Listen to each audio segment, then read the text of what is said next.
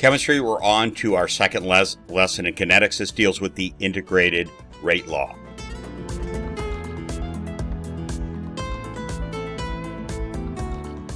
Okay, so we're going to talk about logarithms, which are used in kinetics.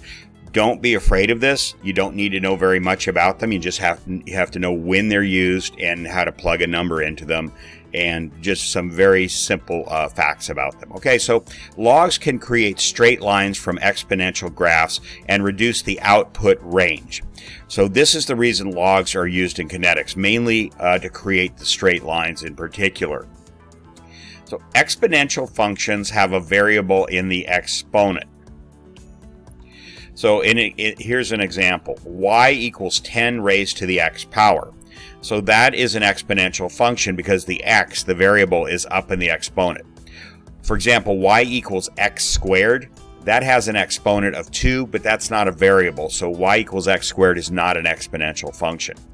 Now there's another base that we use in science called the natural log, which is a base e. And e is a specific number. 10 is a specific number, e is a specific number, and it's 2.72. You don't really need to memorize that, but we'll use that occasionally. So y equals e to the x is also an exponential function. Again, don't worry about this if this all seems a little strange. You'll learn what you need to learn here. So in this unit, you will use the natural log ln x. So that's an L, a lowercase l, and a lowercase n. Think of it as standing for natural log, to create straight line graphs. A natural log is a log to the base e. So when you use the common log, which is log, the one you've seen in math class, if you did that to the base e instead of base 10 of x, that would equal natural log of x. Exponential functions have a variable in the exponent, such as the examples up above. Logarithms serve two main functions in science. One, they linearize, make a straight line out of curved exponential functions so that analysis becomes possible. And two, they scale down outputs of an exponential function to make graphing possible. So here you see a function, an exponential function, y equals 10 raised to the x power. Now, as x goes through a very small domain, 0 to 5 over on the left, that's the x's, you see how fast the y's grow. They go from 1 all the way up to 100,000 by the time you get to 5. 10 to the 5th power is 100,000. So that would be impossible to graph on a piece of graph paper. So if instead of taking that exponential function, you take the log of it, so y equals log of 10 raised to the x power, then when you put in a 0, you get out a 0. You don't need to understand the calculation quite yet, how that works. But you could do it on your calculator. 1, you put in 1, you get 1. You put in 2, you get 2. So you see that when you go from 0 to 5 on the x axis, you only go from 0 to 5 on the y-axis. So that would be a very simple set of x, y values to graph. So the graph of y equals 10 to the x. If we plot an exponential graph, the graph will increase so quickly that it will not fit on a piece of graph paper. It also produces a curved line, which is hard to do analysis on. It's hard to work with. It takes calculus to do analysis of a curved line. If you extended this graph that you're seeing on your screen, so it's 10 to the 10, in other words, y equals 10 raised to the 10th power, on the size that this appears on your computer screen, that line would reach past the moon. So it's incredible how fast that would go up.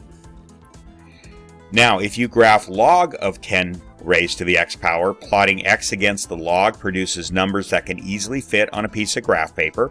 It also linearizes, that is, creates a straight line in the data. So unlike the graph on the left, this graph can easily display x equals 10. And it also is easy to analyze a straight line. You've learned how to do that in math class.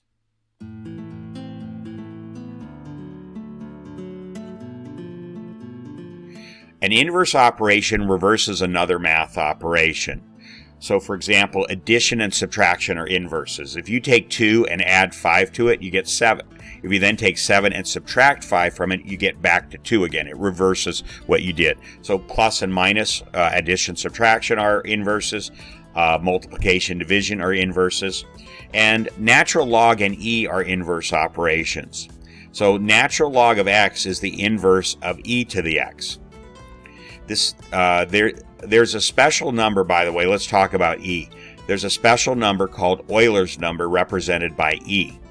So e equals 2.718.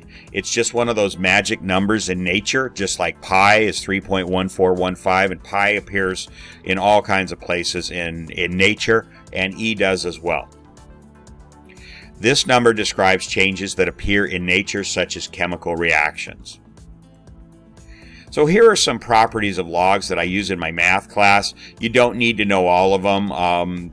So I'm just going to not go through all of these. The ones that you'll use in this particular unit are number 8, which is if you have log of a number raised to an exponent, it doesn't just have to be x. It could really be anything. Then you can take that exponent and put it out in front of the log. So you have, instead of log a raised to the x, you have x times log of a. And then the last two down here are the inverses. So 10 and log are inverses of each other, log to the base 10. So if you take 10 and raise it to the log of x, you get x back. They reverse each other, the 10 and the log, when the log is in the exponent like that. If you have e raised to the ln x, then they reverse each other, the e and the ln, and you come out with x. Or you can go in the other direction over a number 10. If you have log of 10 raised to the x, so that's the log of the exponential function, then that'll just give you x. And if you have natural log of e raised to the x, the natural log and the e again will reverse each other, and that will give you x. So you're going to use that somewhat in this unit. So, example, find the value, this is just math now, it's not chemistry. Find the value of x in the following equation. 4 raised to the 2 plus x power equals 3.2. So you're going to use an inverse to figure that out. So take the log of both sides.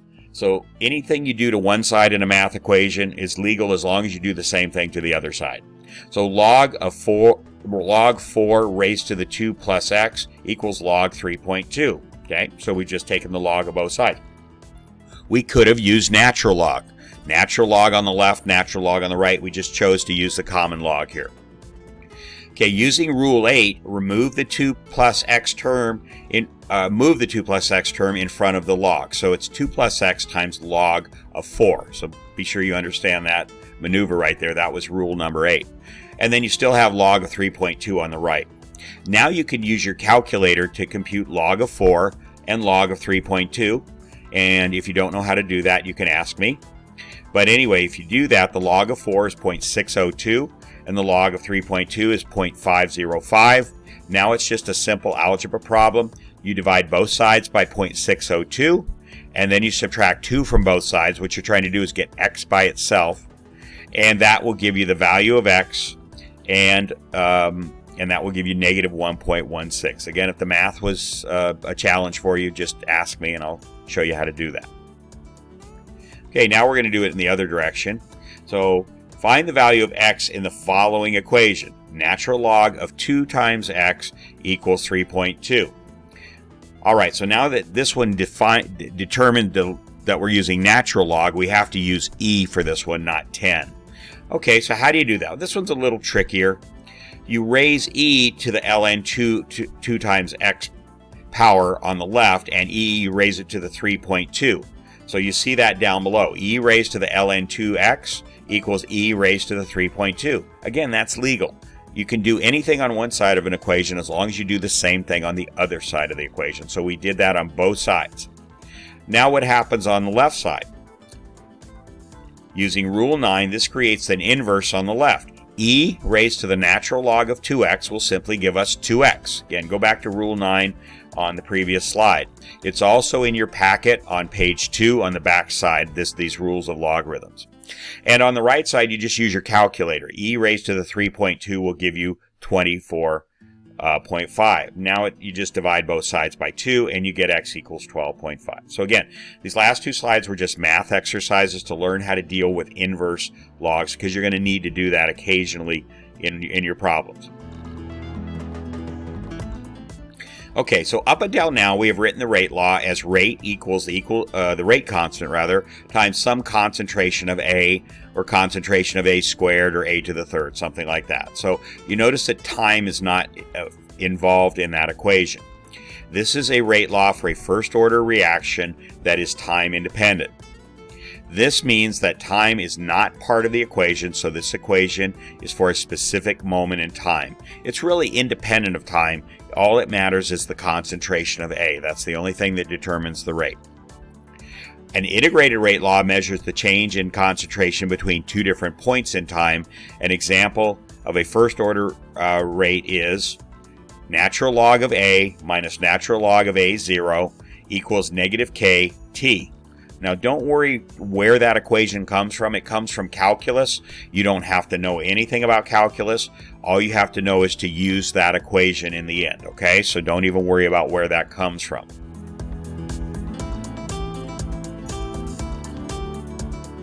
So now we're going to introduce a rate law that tells us how the concentration, which is placed in square brackets, changes with time. So this is called the integrated rate law for a first order reaction. That means that the exponent is just 1. This is natural log, this is how you read this, natural log of the concentration of A minus natural log of the beginning concentration of A, that's A0, equals negative rate constant times time. So there you see time in that equation. So A in brackets is the concentration of reactant A at a particular time. A0 is the initial concentration at some other time, some earlier time. And T is the time at which we are interested in knowing the concentration of A. So think about this. The rate law that we studied in the last lesson, which didn't have time in it, we just learned it's like the speedometer in a car. It tells you how fast you're going at an exact moment in time, the moment you look at the speedometer, not how fast you were going 5 seconds earlier or 5 seconds later, or the average speed of your trip. It's just at the moment you look at it. So that's what the rate law we were doing in the last lesson is. It's just at specific concentrations at a specific moment in time. 1 second later, those concentrations will change and the rate will be different. So that's what we were doing before. Now, the integrated rate law includes the variable time. It tells you how long it took you to drive between two places, such as San Diego and Los Angeles. So in physics, this is called the average velocity. So you drove 120 miles in 2 hours, that's 60 miles an hour. So that's what the integrated rate law. It includes time and a distance, so to speak, between a beginning concentration and a final concentration. An integrated rate law incorporates time into the equation. The rate law we have been working with so far does not have a time variable, the one we did in the last lesson. So the rate law we have been using tells us how fast the reaction is proceeding at a specific point. For example, what is the rate of the reaction at this specific point? The integrated rate law using time tells us how long it will take for a reaction to go from some beginning concentration, and that's designated as A sub 0, just call it A0, to some final concentration, which is A. A first order reaction rate curve can be converted into a straight line by using the following equation. You don't need to understand the math, okay? You just need to know this equation, not necessarily even memorize it. So this is where the logs come in. They're going to take that curved graph and they're going to turn it into a straight line. And we said that's one of the two things that logs do. So this is read the log of concentration A minus the log of the beginning concentration of A, that's A0, equals negative rate constant times time. This equation can be rearranged by adding the term natural log of A0 to both sides. So this is just one algebra step here, and you end up with that equation you see there. So the graph on the left shows the actual decrease of a reactant in a first order reaction plotted against time. So it's what we've talked about before. The concentration goes down fast at the beginning, and then as you use up the reactant, it gets slower and slower, and the curve gets flatter and flatter. The graph on the right shows the natural log ln of the concentration plotted against time. This graph forms a straight line where the slope is the negative of the rate constant negative k. So that's the significance of using logs. It turns that curved graph into a straight line graph that's easier for us to analyze and to work with.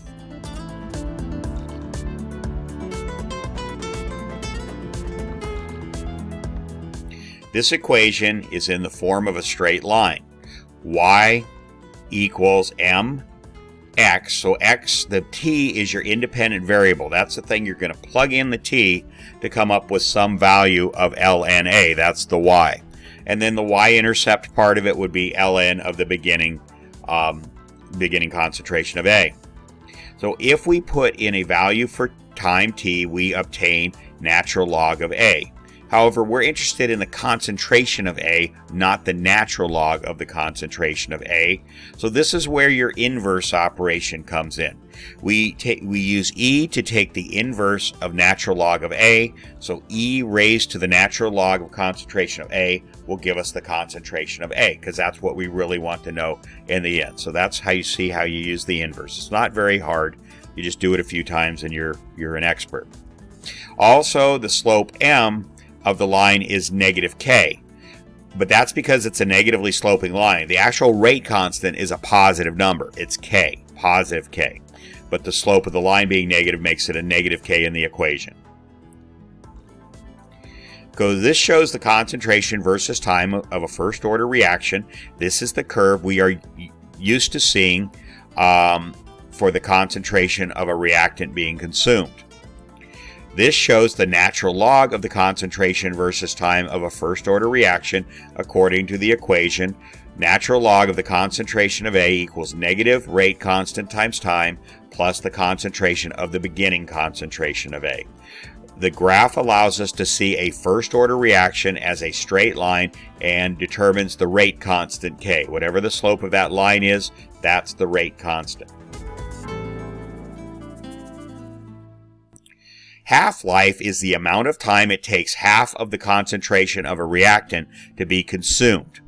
And this is used a lot in dating fossils and things of that nature. It's used in all kinds of things. It's used in medical applications to know a half-life. How long will it take for half of a reactant to be used?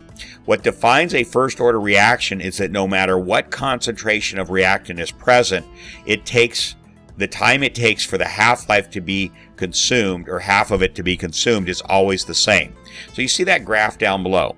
As you go from 1 to 2, you start at A0 up there at the top. As you go from 1 second to 2 seconds, let's say that's seconds, then half of A0 now exists. That's down there in the second dot from the left. Okay, so the first dot is the A0, then the second dot is the next dot over. That takes 1 second. After another 1 second, 2 seconds, then half of what was at time interval 1, that second dot, is now present. So the dot above the 2 is half of what the dot above the 1 is. Now you go another 1 second. So notice the time intervals are the same. And what you have at the dot above the 3 is half the concentration as the dot above the 2. And finally, as you go another second from 3 to 4, the dot above the 4 is half the concentration as the dot above the 3. That's the characteristic of a first order reaction.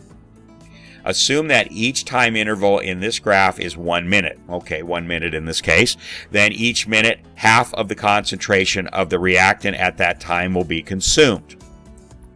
This is true only of a first order reaction. The formula to determine the amount of time of 1/2 life, t to the 1/2, t, that's designated as t with a subscript 1/2, only for a first order reaction is the following. The half-life time for a first order reaction is 0.693, that's a number that's used in this formula all the time, over the rate constant K. We'll do a problem with this now. So example, a reactant has a concentration of 8 molar and a half-life of 1 minute. what will the concentration of the reactant be after 3 minutes? Okay, this is something they could ask you on the AP. So at 0, you have concentration of 8 on the first row of that table there. After 1 second, because that's the half-life, you got half that concentration. It's gone down to 4. After another 1 second, you have half of that concentration of 4, not half of 8. It's half of where you are, which is the 4. You get half of that, which is down to 2. And after another 1 second, down to 3, you have half of 2, which is 1. So just kind of study that and understand that for each constant time interval, 0, 1, 2, 3, you get half of the number that's in the row above. So answer, the half-life of 1 minute means that the existing concentration will be reduced by half for each minute that passes. There will be a 1 molar concentration remaining after 3 minutes. Example. Now we're going to use the formula here. What is the half-life of a first-order reaction that has a rate constant of K equals 2.3 times 10 to the negative 3? And if it's first order, the units of measure for K are 1 over seconds. So there is a simple formula to determine the amount of time of one half-life. Okay, so there's the formula for the half-life from the previous slide. 0.693 divided by K. K is 2.3 times 10 to the negative third. And when you do the math on that, you get 301 seconds, which is about 5 minutes.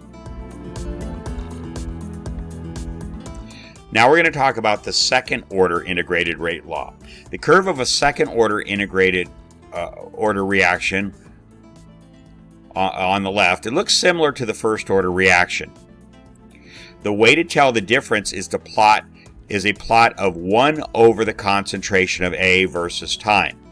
So if the plot produces a straight line on the right with a positive slope, then the reaction is second order. If it doesn't, then it's not second order. It's just that simple. Okay, so that's how you would determine whether something's second order. You take 1 over the concentration. So the concentration is over there on the left, just concentration versus time. You'll notice the curve looks similar to first order. If you really examine it, it's a little bit steeper at the beginning and it curves a little more sharply, and it's a little bit flatter on the bottom. But that's not something you're expected to recognize by visually looking at it. So now you take 1 over the concentration of A, and if it is second order, it will give you a straight line that's positively sloping, and that's over on the right. So that's how you can determine whether it's a second order reaction. So the equation to create a linear equation from the second order reaction is, there it is. It's 1 over the concentration of A at some time in the future equals the rate constant times time plus 1 over the beginning concentration of A. So there you see it also has the y equals mx plus b straight line form. So in this equation, K is positive and the line has a positive slope.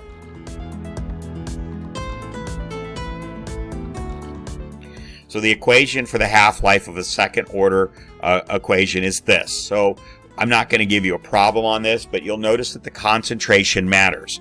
Whatever the concentration, A0 is the concentration at any particular moment in time. That's your beginning concentration. So whatever the concentration is at that moment in time, then that's going to determine what the half-life is. So it's constantly changing.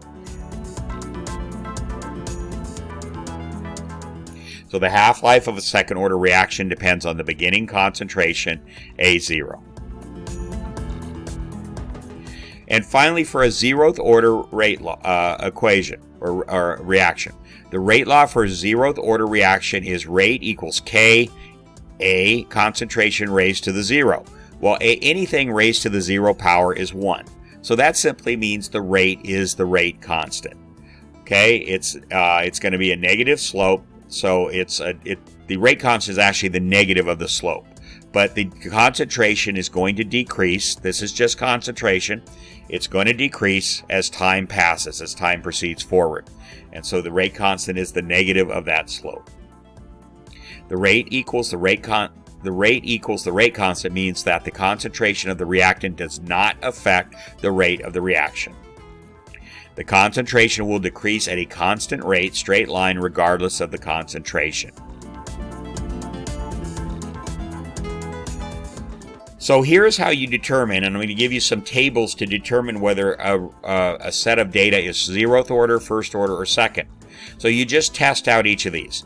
If you get a straight line between with the concentrations, different concentrations of A, and it produces a straight line, then that's zeroth order. If you get a straight line with the natural log of the concentrations of A, that'll be first order. And if you get a straight line with 1 over the concentrations of A, that will be second order. Now, the way you do this, and we did one of these in class, we'll do a couple of them, is you simply take the differences between the numbers. And if those differences are constant, that means it's a straight line. So you don't actually have to plot it. Just see if the differences between the numbers are constant. We'll do some of those examples in class. So the order of the reaction can be determined by creating a table and graphing the time versus each of the functions that create a straight line for the zeroth, first, and second order equations. So the order can be determined as follows. If it's zeroth order, time versus a concentration of A is a straight line with a negative slope, then the reaction is zeroth order. First order, time versus natural log of the concentration of A is a straight line, negative slope, then the reaction is first order. Second order, time versus 1 over the concentration of A is a straight line, that's a positive slope, then the reaction is second order. So it's just a review of what we did on the previous slide. Okay, if none of these produces a straight line, then the reaction is none of these orders. All right, and that concludes our lesson on the integrated rate law. We have one more lesson in this unit.